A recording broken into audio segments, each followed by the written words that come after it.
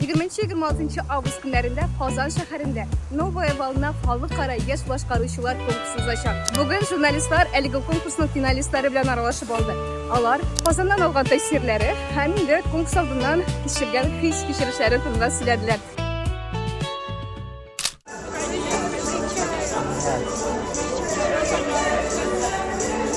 Пока я в предвкушении нахожусь, дорога была дальней, длинной, мы очень все устали, но Казань гостеприимная, потрясающая, встречает нас с хлебом, да, солью, с танцами, да, песнями, и это потрясающе. Это, конечно, нам очень подняло настроение и зарядило нас на победу. Увидела вашу реакцию на Чак-Чак. Вам очень как будто бы понравилось. Невероятно, конечно. Это мое любимое вообще блюдо. Я обожаю вообще, я обожаю Казань, обожаю Татарстан, обожаю татарскую кухню. Да что уж там, у меня муж татарин, поэтому я обожаю все, что связано с Татарстаном.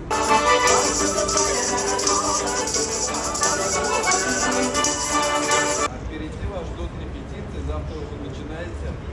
Вас будет ждать главный режиссер, с кем вы уже серьезно поработали.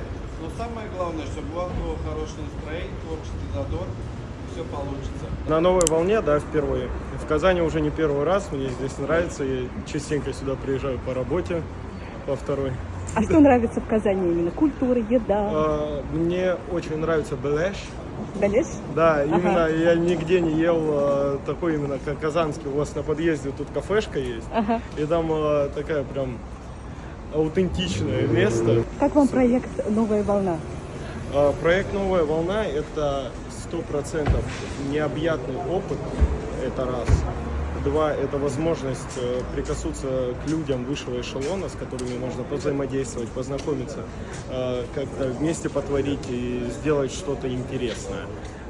Поэтому «Новая волна» — это огромная возможность, которую надо использовать.